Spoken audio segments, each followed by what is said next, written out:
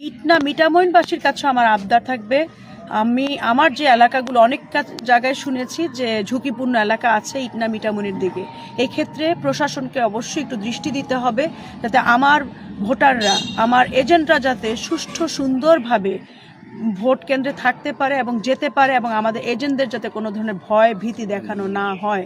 এখানে আমরা এত বছর এত বছর পর একটি নির্বাচন পেতে যাচ্ছি, যে নির্বাচন আমরা 16 বছর সুষ্ঠু কোনো নির্বাচন দেখিনি। এই নির্বাচনও যদি ভয়ের মধ্যে দিয়ে যায় তাহলে তো এই সুষ্ঠু নির্বাচন হবে না। এই নির্বাচন হতে হবে জনগণমুখী, এই নির্বাচন হতে হবে আনন্দমুখর, এই নির্বাচন হতে হবে ভয়ভীতি ছাড়া।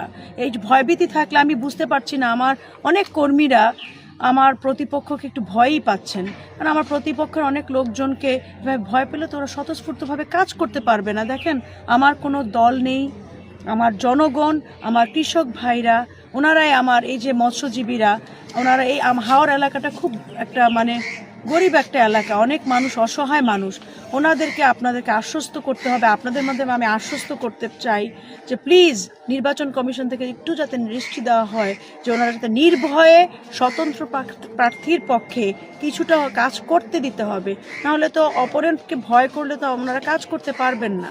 আর প্রশাসন যাতে মামলা থেকে বিরত থাকেন সেই আহ্বান বারবার করছি আমি।